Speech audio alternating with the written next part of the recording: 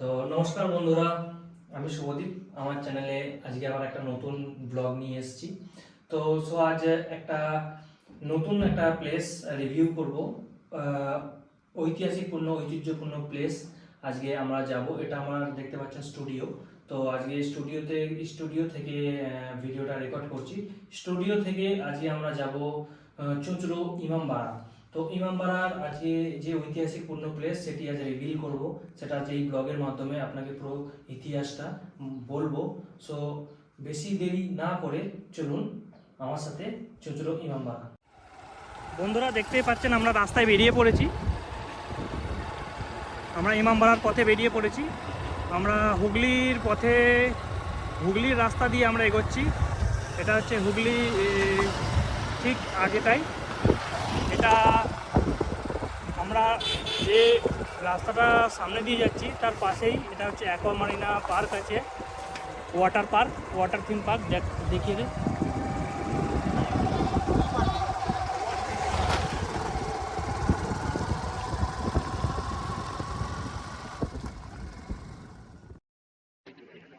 Hello বন্ধুরা, আপনারা দেখতে পাচ্ছেন আমরা এসে গেছি ইমামবাড়ার কাছেই। এখান থেকে আপনি ক্যামেরার মাধ্যমে দেখতে পাচ্ছেন ইমামবাড়ার চূড়াটি। তো চলুন আপনাদের ইমামবাড়ার আজ ঐতিহাসিকপূর্ণ জায়গাটি রিভিল করে দেখাই।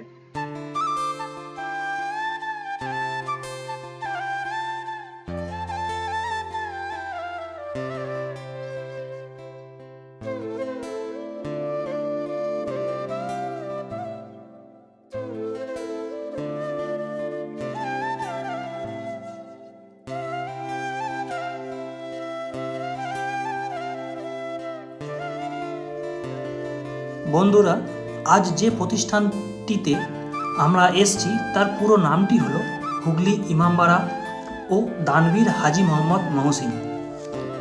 কলকাতা থেকে প্রায় 55 কিলোমিটার উত্তরে হুগলি চুঁচুড়ার পৌরসভার অন্তর্গত এই হুগলি ইমামবাড়া তৈরি বিখ্যাত দানবীর হাজী মোহাম্মদ মহসিনের স্মৃতিতে রক্ষার্থে তারই তহবিল থেকে যা একটি শিয়াপন্থী মুসলিম ধর্মগৃহ অর্থাৎ ইমামবাড়া শব্দটির ব্যুৎপত্তি ফার্সি শব্দ হোসেনিয়া থেকে, যা ব্যুৎপত্তিগতভাবে শিয়া ইসলামের তৃতীয় ইমাম হোসাইনে ইবনে আলী থেকে এসেছে।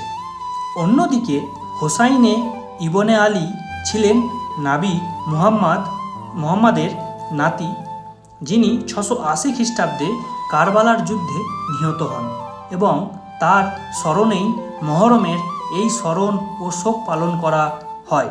ইমামবাড়া শব্দটির আক্ষরিক অর্থ ইমামের বাড়ি, কিন্তু ভারতীয় উপমহাদেশে ইমামবাড়া হল শিয়াপন্থীদের মিলনস্থান। প্রথমেই বলে রাখি, ইমামবাড়া ও মসজিদ কিন্তু এক জিনিস নয়। মসজিদ সাধারণত ইসলামের সমস্ত সম্প্রদায়ের কাছে উপাসনালয়, যেখানে তারা দলবদ্ধভাবে নামাজ পড়তে পারেন। অন্যদিকে ইমামবাড়া শুধুমাত্র শিয়া সম্প্রদায়ের জন্য নির্মিত আনুষ্ঠানিক হল, যা বিশেষত মহরমের স্মৃতি রক্ষার্থে নির্মিত। কিন্তু হুগলির এই ইমামবাড়া একদিকে মসজিদ ও অন্যদিকে ইমামবাড়া দুটি দায়িত্বই পালন করে আসছে।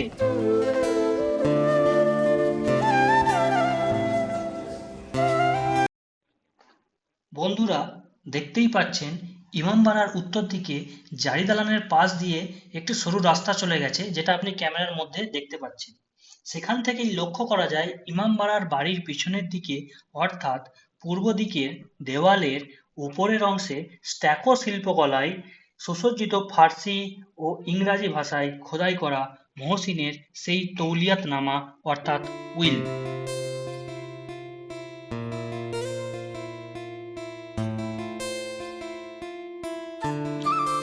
এছাড়াও গঙ্গার ঘাটের সম্মুখে রয়েছে ইমামবাড়ার আরও একটি দর্শনীয় বস্তু, সূর্য ঘড়ি, যা মূলত 3 ফুট উঁচু সিমেন্টের তৈরি এক সূর্য ঘড়ি। পূর্বে সূর্য ঘড়ির ডায়ালটি পিতলের ছিল। কিন্তু পরবর্তীকালে সেটি চুরি হয়ে যাওয়ায় বর্তমানে তা সিমেন্টের তৈরি করা হয়েছে।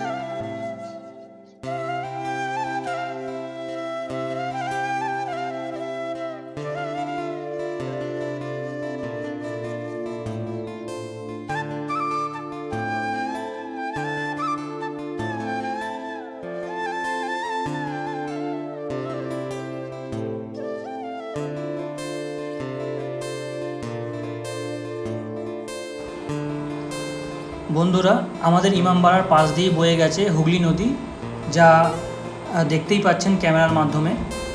আপনাদের পুরো দৃশ্যটি একটু দেখিয়ে দিই, চলুন একটু গঙ্গার দিকে যাওয়া যাক।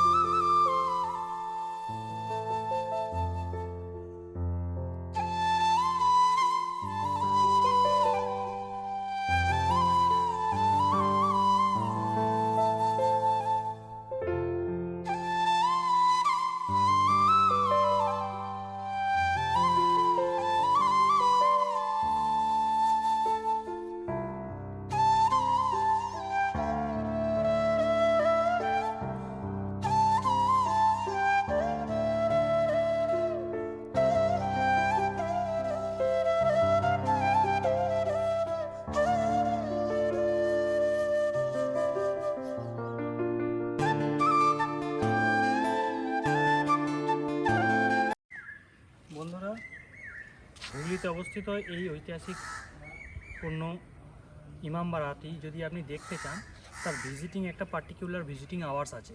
সো ভিজিটিং আওয়ার্সটি আপনাকে একটু ক্যামেরার মাধ্যমে তুলে ধরছি, একটু দেখিয়ে দাও বন্ধুরা।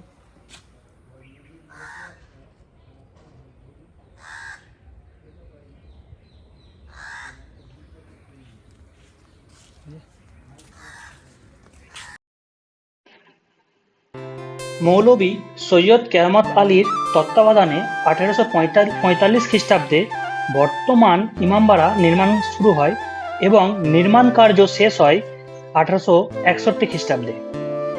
প্রাপ্ত তথ্য অনুযায়ী ইমামবাড়া নির্মাণে ব্যয় হয়েছিল 2,17,413 টাকা।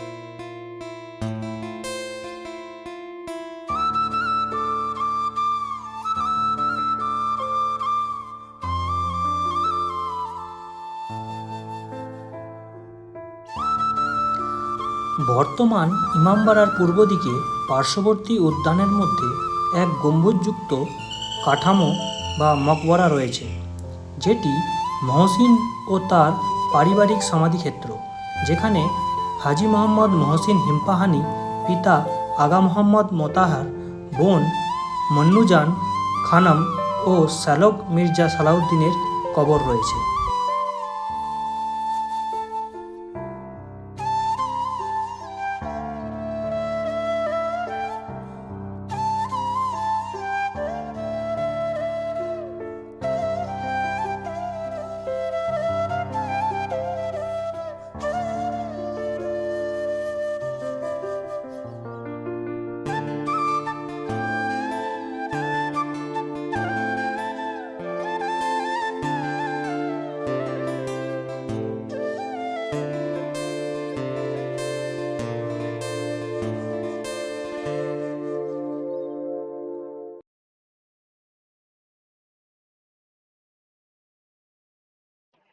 বন্ধুরা, হুগলি ইমামবাড়ার প্রধান আকর্ষণ হলো এর মূল প্রবেশদ্বারের উপরে 80 ফুট লম্বা জোড়া টাওয়ার, যা মূলত ক্লক টাওয়ার নামে পরিচিত। সুউচ্চ এই টাওয়ারের দুটির মাঝে রয়েছে ফার্সি হরফযুক্ত এক প্রকাণ্ড ঘড়ি। ঘড়ির দুটি ডায়াল অর্থাৎ দুটি মুখ, একটি রাস্তার দিকে ও অন্যটি ইমামবাড়ার ভেতরের অংশে রয়েছে। 1852 খ্রিস্টাব্দে সৈয়দ কেরামত আলী 11,721 টাকায় লন্ডন থেকে এই ঘড়িটি নিয়ে এসেছিলেন। ঘড়িটি তৈরি করেছিলেন লন্ডনের বিখ্যাত সংস্থা মেসার্স ব্ল্যাক অ্যান্ড মুরে কোম্পানি। ঘড়িটির ঘণ্টাঘর, যার মধ্যে রয়েছে 3টি প্রকাণ্ড ঘণ্টা, যার ওজন যথাক্রমে 30 মণ ও 40 মণ, আরেকটি 80 মণ, অর্থাৎ কিলোগ্রামে রূপান্তর করলে দাঁড়াবে একটি 1100 কেজি, একটি 1400 কেজি ও অপরটি 2900 কেজি।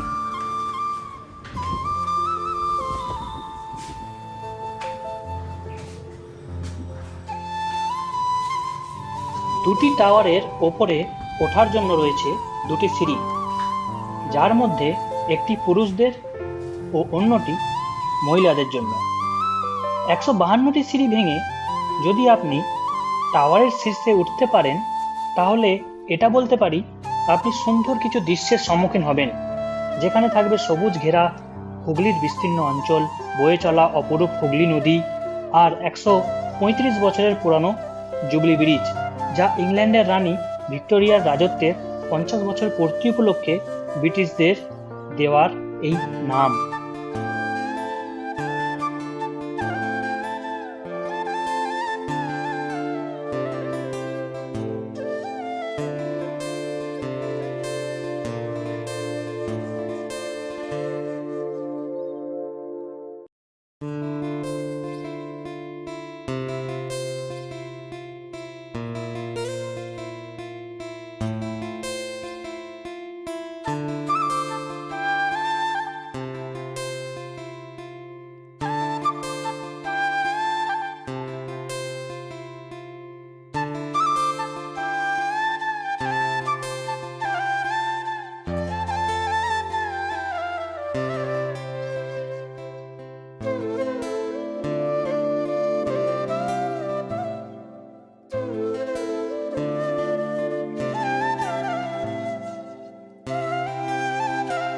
বর্তমান সময়ে দাঁড়িয়ে শহরের অন্যান্য স্থাপত্যের মতোই হুগলির ইমামবাড়াও তার জৌল সারাতে বসেছে।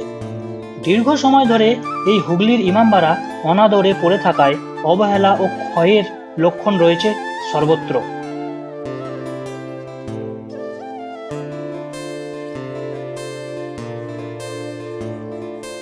তবে সাম্প্রতিক ইমামবাড়ার সংস্কার ও সৌন্দর্যায়নের কাজ আজ শুরু হয়েছে। জারি দালান ও ক্লক টাওয়ার দুটি সংস্কারও হয়েছে। তবে জানি না সিমেন্টের প্রলেপ আর রঙের মারপ্যাঁচ সেই সৌন্দর্যায়নকে কতটা ইতিহাস বহন করতে সাহায্য করবে।